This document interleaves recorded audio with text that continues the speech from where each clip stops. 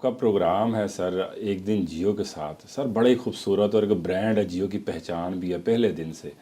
یہ سر آئیڈیا کا جو سر بانی کون تھا اور یہ نام کس نے سر رکھا سر؟ دیکھیں، آئیڈیا کا بانی تو یوں سمجھیے کہ بھئی یہ ایک پروگرام ہم کرتے تھے ایک دن سیاستدان کے ساتھ اخبار کے لیے. جی سر. یہ وہی ڈیولپ ہوا ہے. ٹھیک ہے. لیکن ظاہر ہے ادارہ ہی اس کا بانی مبانی ہے. جی سر. میں تو ایک میزبان ہوں اس کا. برانڈ بھی ان کا ہے اور انہیں کو کریڈٹ دینا چاہیے. تو سر یہ جب پروگرام سٹارٹ ہوا تو آپ نے سر سوچا تھا کہ اتنا بڑا برانڈ بن جائے گا سر یہ پروگرام اور جیو کی پہچان بن جائے گا؟ نہیں قطعاً نہیں. میرا تو یہ خیال تھا کہ یہ کوئی 8-10 قسطیں بھی چل جائیں تو بڑھیا ہے. پھر جب 10-12 چل گئیں، اس زمانے میں پتہ نہیں 18 چلتی تھیں کہ 12 چلتی تھیں، کوئی ایک ہوتا تھا اسپیل. جی سر. تو بڑی اس وقت دعائیں کی کہ یہ سال چل جائے. سال چلے گا تو شاید ہم بھی مشہور ہو جائیں.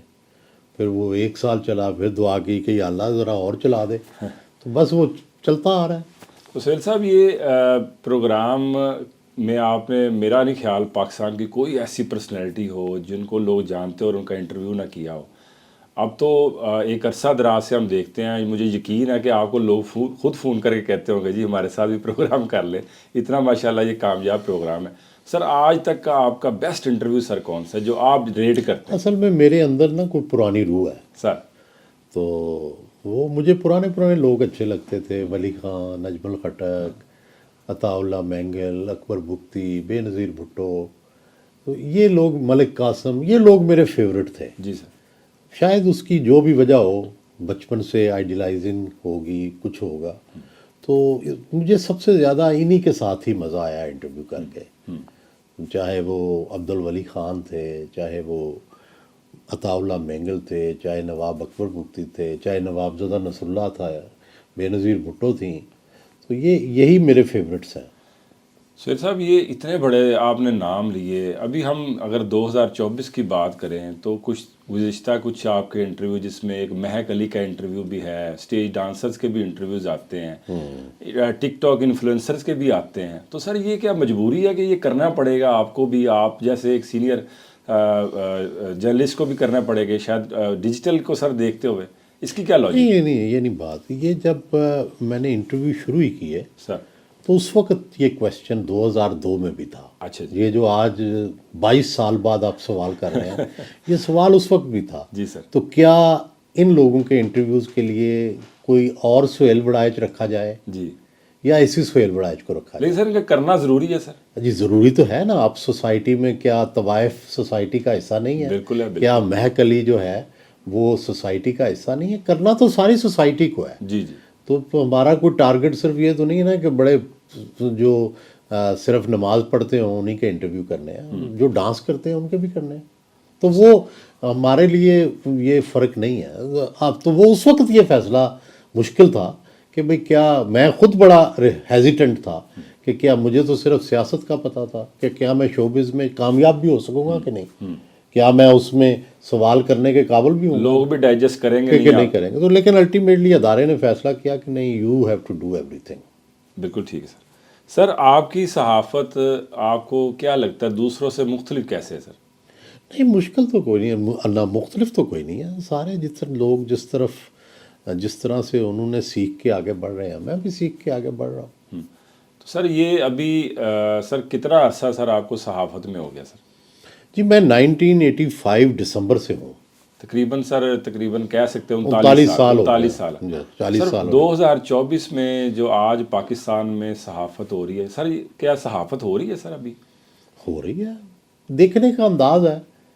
مجھے تو پروگریس ہی لگتی ہے. مجھے تو کبھی کوئی مایوسی نہیں ہوئی. زندگی مجھے بڑی خوشگوار لگتی ہے.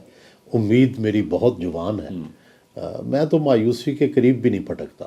اگر کبھی کسی لمحے آئے بھی تو میں اسے جھٹک دیتا ہوں.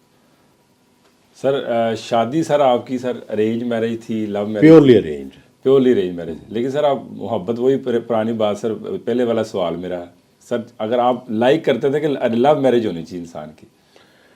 نہیں، سچی میں بتاؤں کہ مجھے اس وقت بھی میری دوستی تھی، اس وقت بھی میری کلاس فیلوز تھیں، میرے آگے پیچھے لوگ تھے. لیکن اس وقت کے ماحول کے مطابق مجھے ارینج میرج ہی سوٹ کرتی تھی. میں ایک فیملی کا حصہ تھا، ہم جوائنٹ فیملی تھے، تو وہ اس کے جوائنٹ فیملی کے کچھ تقاضے ہوتے ہیں جس میں آپ سب نے دوسروں کو سپیس دینی ہوتی ہے. تو وہ اس وقت صرف میں یہ آزادی سے فیصلہ نہیں کر سکتا تھا، میں نے دوسروں کو بھی سپیس دینی تھی، اپنے پیرنٹس کو، اپنے میری جو ایکسٹینڈڈ فیملی ہے، میرے چچا، تو اس میں یہی سوٹ کرتا تھا اور بڑا اچھا چلا، یہ فیصلہ ٹھیک رہا. سید صاحب کبھی کوئی انٹرویو میں ایسا سوال ہے، ویسے تو آپ بڑے دھیمے انداز سے سوال پوچھتے ہیں، لیکن کوئی ایسا سوال کسی ایسی شخصیت سے کیا ہو کہ وہ ریکارڈنگ رکوانی پڑ جائے، کئی یا دفعہ ہوا ہے، بابرا شریف، طاہرہ سید، کئی سیاستدان ناراض ہو گئے ہوں؟ ناراض ہو جاتے ہیں، کوئی بات نہیں، ہم معافی مانگ لیتے ہیں. سر کوئی ایسا واقعہ جس نے آپ کو لگتا ہو کہ یہ ایک ایسا پوائنٹ تھا جس پہ میری زندگی تبدیل ہو کے رہ گئی سر؟ میرا خیال ہے یہ ایک دن جیو کے ساتھ ہی وہ پوائنٹ ہے جس نے میری زندگی تبدیل کی. میں اتنے لوگوں سے ملا ہوں کہ میں وہ نہیں رہا جو میں اس پروگرام شروع کرنے سے پہلے تھا. میں بالکل بدل گیا ہوں. کسی کی کوئی چیز اچھی آ گئی ہے، کسی کی شاید بری چیز بھی مجھ میں آ گئی ہوگی، تو میں نے بہت کچھ لرن کیا ہے اس سے. سر آپ نے عمران خان صاحب کا انٹرویو کیا اور آپ نے ان کے کپڑوں سے لے کے جو ان کے رومانس تک کے سارے قصے تقریباً کھولے سر. آپ نے خان صاحب کو سر ایک انٹرویو دیتے ہوئے کیسی شخصیت آپ نے پایا سر؟ نہیں، انٹرویو میں وہ بڑے کھل کے بات کرتے ہیں. میں نے یہی دیکھا ہے کہ وہ انٹرویو اور خاص کر ان کی کمیونیکیشن بہت اچھی ہے. پچھلے دنوں سابق D G I S I جلفیض حمید کا جو ان کو چارج شیٹ کر دیا گیا ہے، سر کیا دیکھتے ہیں اس کیس کا مستقبل آپ؟ کیا وہ کہ مجھے سزا فوج پائیں کے گے؟ اندرونی معاملات کا کچھ پتہ نہیں ہے، سر تجربہ کیا کہتے ہیں؟ کوئی تجربہ بھی نہیں ہے میرا اس حوالے سے. عام طور پر تو یہی ہوتا ہے کہ جس کو کرتے ہیں نا کورٹ مارشل، پھر اس کو سخت سے سخت سزا دیتے ہیں.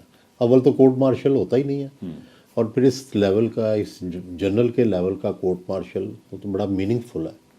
تو سر آپ کو لگتا ہے کہ اگر یہ ایسی کوئی سزا دے دیتے ہیں تو ایک پریسیڈنٹ سیٹ ہو جائے گا آنے والے لوگوں کے لیے بھی سر، ان کے لیے بھی پھر خطرے کی گھنٹی رہے گی سر ہمیشہ؟ ظاہر ہے، کوئی شک نہیں اس کی بات میں. تو سر اگر وہ ابھی پچھلے دنوں انصار عباسی صاحب نے ایک سٹوری دی کہ جی جلفیض ریٹائرڈ فیض حمید کا جو 50 سے زائد سیاستدانوں سے ان کے روابط تھے، تو سر ان کے جو روابط میں خان صاحب کے لیے بھی کوئی مشکل آئے گی ان کو؟ آپ کو لگتا ہے کہ خان صاحب کی مشکلات میں اضافہ ہوتا دکھائی دے رہا ہے آپ کو؟ دیکھیں، میری تو بڑی سوچی سمجھی رائے ہے کہ خان صاحب کا فوجی ٹرائل نہیں ہونا چاہیے. نہیں ہونا چاہیے؟ نہیں. ٹھیک ہے. کوئی بھی، کسی بھی وہ بندہ جس نے وردی نہیں پہنی ہوئی اس کا فوجی ٹرائل نہیں ہونا چاہیے. جس نے وردی پہنی ہوئی ہے وہ تو ڈسپلن میں ہے، اس کا ضرور ہونا چاہیے اگر کوئی اس نے غلطی کی ہے. لیکن جس نے وردی نہیں پہنی ہوئی اس کا فوجی ٹرائل، یہ ایک بری روایت ہوگی.